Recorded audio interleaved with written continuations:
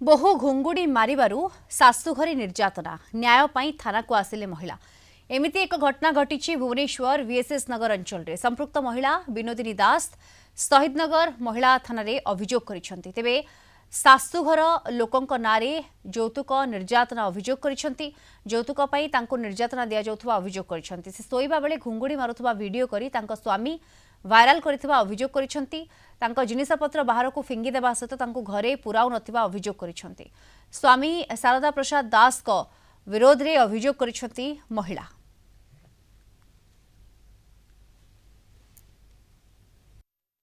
खाली दिन राति खाली टंका पैसा मागिले आम पैसा मो बापा मामा ना मोर सान भाई 4 लाख टका नेले कहले 1.5 लाख आने मो भाई न देबारु मो सागर कली कलिचिया गले और ट्यूमर होता ऑपरेशन हवा गली मत मत घरे भर्ती करूना 10 दिन मोर घुंगुड़ी होता बोली वीडियो करके माँ भौणी की देखला नहीं कि कहला माँ कहला मो पुओ पाखे तू शोबुनु अलग घर शुले बाहर कहले मासक 1.5 लाख टका पाऊँ तापर मु देखला बेलू किसी पैसा पत्र किसी रोजगार करूनी घरे बसुची न्याय चाहूँगी मो मो मोर बापा नहीं माँ नहीं मुझे घर को मो स्वामी मत नब मुझे घर न्याय चाहूँगी नणंद कहूँ मोर टका दरकार मत कह तू तू मो भाई को बाहन तू ये कम वाली चाकराणी कह